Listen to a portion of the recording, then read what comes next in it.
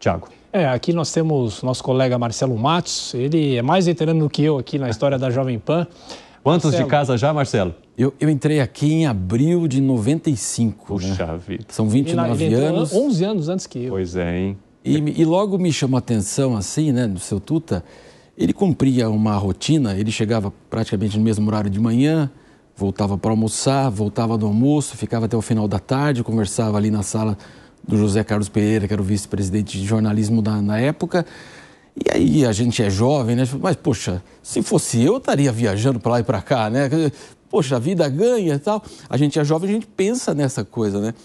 E com o passar do tempo você percebia que a vida dele era isso aqui, né? Que aquilo que o Thiago tão bem contou, toda essa trajetória que começa na TV, rádio, vem para a internet, o streaming agora. Então, a vida dele era fazer isso aqui diferente, trazer ideias novas, discutir ideias, né? Programas diferentes. Às vezes ele tinha uma iniciativa, o Thiago trouxe aí, já fui assaltado, diga não à violência, era o adesivo. E ele chamou a gente, eu e a Renata Perobelli, né, para fazer essa campanha. E você olhava aquilo, poxa, mas quem é que vai colar isso no carro, né? A gente vivia um momento de violência muito, muito, muito pesado, né? E você não acredita muito nisso, né? Isso não vai dar certo, né? Mas com toda a experiência dele, a gente saía no Jornal da Manhã, avisava, nós estamos na 9 de julho com o posto tal, e as pessoas não paravam de passar, colavam um adesivo, davam uma entrevista, a gente chegava da rua, ele queria saber como é que foi hoje, aí a gente sentava na sala do Zé, como é que foi hoje, quantos adesivos, eu e a Renata a gente falava com ele. Então, quer dizer, é uma iniciativa que estou lembrando agora, e são tantas outras, que para a gente parece algo estranho, que não vai pegar, e ele sabia aquilo que ele estava falando, e esses adesivos viraram aí uma mania em São Paulo. Você via muito mesmo e foi um sucesso. O Thiago trouxe mais de 1 milhão de adesivos que a gente entregou. Uma das iniciativas aqui que eu vou lembrar, e tem tantas outras que ao longo dessa programação. Muito triste para nós, mas também a gente tem muita responsabilidade de trazer esse legado, porque ele sempre colocou a Jovem Pan no topo e agora fica essa responsabilidade para nós. Pois é, e eu acho que o que dá para destacar também, o Marcelo fala, né? Ele mesmo sendo dono da Jovem Pan, ele estava na redação. Ele ficava, acho que 80% do tempo dele dentro das salas disponível do Zé Carlos Pereira, que era um aquário que ficava no meio da redação. E ele levantava, passava pela gente, conversava, ia até a central técnica conversar com sonoplastas. Ele era fã de futebol, ele queria saber os detalhes da transmissão esportiva daquele dia. E ele que decidia qual jogo seria transmitido ou não seria. Esse aqui vai dar mais audiência hoje, esse não vai. A escalação dos profissionais. A escalação dos profissionais. Então, ele misturava tudo, ele comandava de perto tudo, né? E aí eu tenho até uma questão mais pessoal. Ele sabia que eu gostava muito da história da televisão e do rádio. E aí no lançamento do livro dele, veja só, que o Marcelo estava lá, eu estava lá também na cobertura. Isso foi em 2009, setembro de 2009, que foram mais de 6 mil pessoas aqui no Shopping Genópolis, na zona oeste de São Paulo. E um mês antes, mais ou menos, eu estava sentado na minha mesa aqui na Jovem Pan escrevendo, e ele veio para mim com um envelope.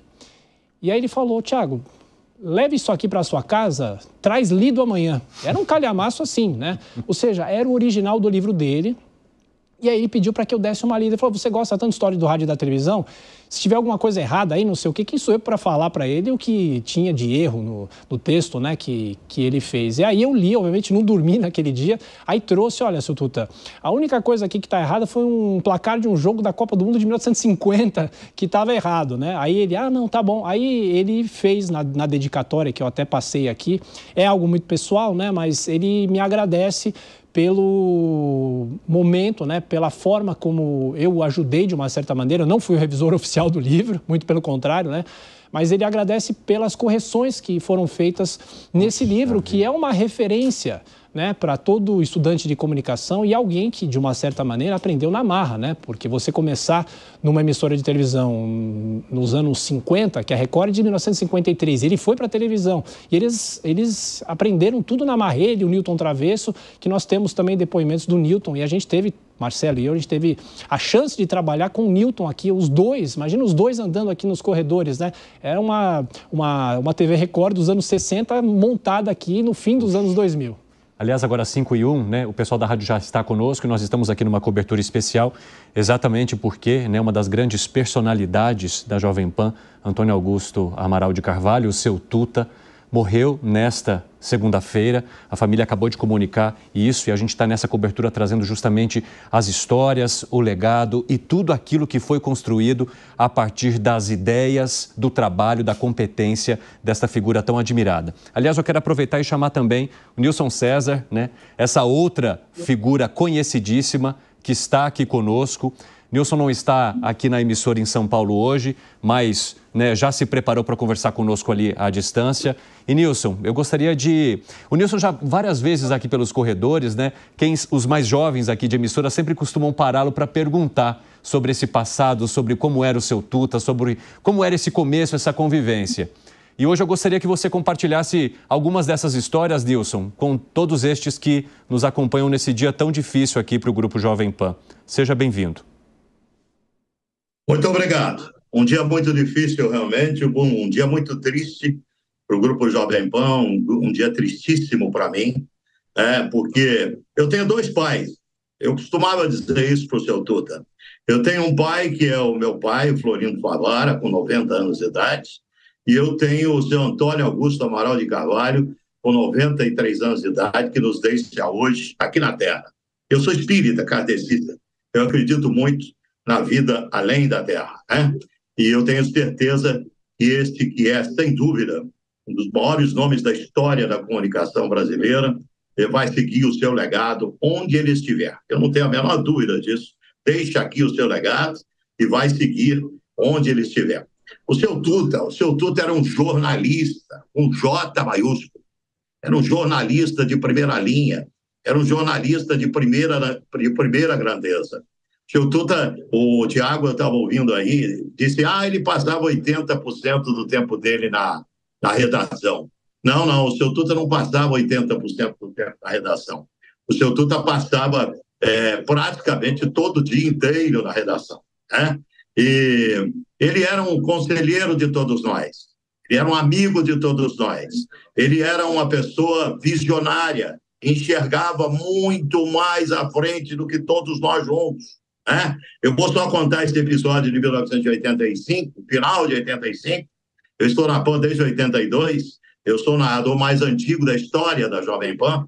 E em 1985, seu Tuta, no final do ano, era mês de novembro, talvez, ele me chamou e falou, olha, eu vou voltar a transmitir as corridas de Fórmula 1, porque eu não sei se você sabe, mesmo antes da TV Globo, éramos nós aqui da Jovem Pan que transmitíamos a Fórmula 1. E é verdade, eu sei disso. Era o Wilson Fittipaldi, o Barão, que transmitia o Emerson Fittipaldi. Aliás, o primeiro título mundial de Fórmula 1 foi transmitido pelo Barão, transmitindo o filho, ganhando o título, que foi em 72, lá em Monza, na Itália. Aí ele falou, olha, eu vou voltar porque está aparecendo um brasileiro aí, um tal de Senna, e como eu gosto de automobilismo, eu estou acompanhando ele na Fórmula 3 inglesa, esse rapaz vai ser campeão do mundo. E voltou a fazer a Fórmula 1. Falei, seu Tuta, eu não sei nada de Fórmula 1. Não tem problema. Você conhece roda, já é um caminho. Tem aqui o Karsug, tem o Cândido Garcia, que eles vão te ajudar. E pode ter certeza que vai ser muito bom para a sua carreira, porque eu acredito que mais em você. Tem 3 narradores de futebol, o Silvério, o Edemar e o Guedes. E tem você, que é um garoto, né? Está começando a sua carreira. E eu vou te dar um know-how internacional enorme. Você transmitindo as corridas de Fórmula 1. E o que você precisar de auxílio, você pergunte a eles, pergunte a mim. Então, o seu Tuta é algo assim, o seu Tuta é algo único, sabe? É um cidadão único, uma pessoa única, é uma expressão da comunicação. Mas o que mais me marcou, de verdade, em todas essas... Olha, eu estou muito emocionado aqui, porque eu tenho uma paixão pelo seu Tuta, eu tenho um amor muito grande pelo seu Tuta. Sabe? Um amor que eu passo aí para os jovens na redação, o Tiago sabe disso, o Marcelo, vocês todos. Eu conto muitas histórias do seu Tuta aí na redação. Mas o que me marcou de verdade, e eu estou com um pouquinho de vontade de chorar, mas não tem problema não, o que me marcou de verdade foi o ano de 2000. No ano de 2000, no começo do ano, eu tive uma psicose maníaco-depressiva. E eu tive sintomas gravíssimos dessa psicose e dessa depressão. E eu já estava na PAN há 18 anos, desde 1982. E eu fiquei 1, 2, 3, 4, 5, 6, 7 meses, longos 7 meses, literalmente fora do ar. E aconteceram coisas gravíssimas, né? E o meu estado de saúde era muito grave. Quando eu voltei para a Jovem Pan, depois de 7 meses, sinceramente eu pensei que ia receber a minha demissão. Sabe o que eu recebi do seu Tuta? Um grande abraço. E ele falou, a partir de hoje, você passa a ser o titular de esportes da Jovem Pan. Outra coisa, Nilson, quanto que você ganha? Falei, eu ganho X. Você vai ganhar 4 vezes X. Falei, mas o que está acontecendo, seu Tuta? Acontecendo que o Zé Silvério está saindo para a Rádio Bandeirantes e eu quero que você seja o titular de esportes da PAN. E ele sabia tudo que eu tinha passado nesses 7 meses. Quadriplicou o meu salário, sabe? Então, e não é por isso. E nunca descontou um tostão desses 7 meses. Poderia ter me encostado em INSS, sei lá, porque na época eu era CLT na Jovem Pan. Pelo contrário, quadriplicou o meu salário. Me tratou como um filho, me deu uma força assim gigantesca. E eu conto isso para os meus filhos hoje com uma emoção danada. Então eu devo realmente toda a minha carreira profissional, que eu estou na PAN desde 82, eu cheguei com 20 anos. Eu tenho 63, completo domingo, dia 10 de novembro, 63, eu estou há 43 anos na PAN. Então eu devo minha carreira profissional a esse homem. E em 2000, ninguém acreditava em mim, em razão de todos os problemas que eu vivi durante os 7 meses, numa psicose maníaco-depressiva, com sintomas gravíssimos.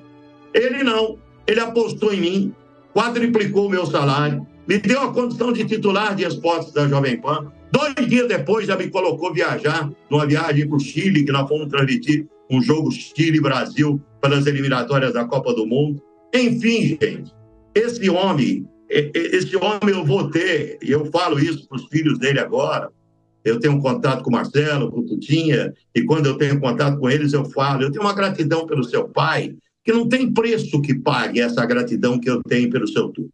Por tudo que ele representou na minha vida, como homem, como profissional, porque o seu Tuta sempre falava isso.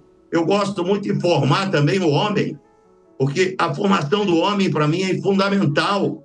Eu quero ter gente aqui de caráter, eu quero ter gente decente, eu quero ter gente digna trabalhando na Jovem Pan. E olha, gente, realmente, se todos nós hoje estamos tristes, eu na minha condição espírita kardecista, eu estou com certeza que o céu está feliz, porque a tristeza fica para todos nós. Eu perdi minha mãe também no começo do ano e estou perdendo meu segundo pai. Hoje eu estou perdendo meu segundo pai. E quem me conhece sabe que eu não sou de fazer média com ninguém. Eu não sou puxa-saco de ninguém. Eu falo isso do fundo do meu coração. O seu Tuta sempre foi o meu segundo pai. Sempre foi a figura extremamente importante. Aliás, eu tive uma convivência maior com o seu Tuta, até mesmo do que com o meu pai. Porque eu passava a maior parte da minha vida dentro da Jovem Pan. Vai em paz, seu Tuta. Eu jamais vou esquecê-lo. E eu tenho certeza que um dia Deus vai me permitir um reencontro com o senhor para que eu possa lhe dar um grande abraço. Um abraço a vocês. Aliás, o Nilson de Sorocaba, né? O Marcelo Matos também. Hoje é um dia também especial para mim, porque o Nilson me trouxe aqui para a Jovem Pan. Eu conversei com o José Carlos Pereira e aí conversei com o seu Tuta. Então, um momento de gratidão também. Só estou aqui por causa do Nilson César e também essa convivência excelente que tive ao longo de todos esses 29 anos aqui na Jovem Pan. Obrigado, Nilson. Hoje é dia também de gratidão e você marcou a minha vida e a minha vida profissional também.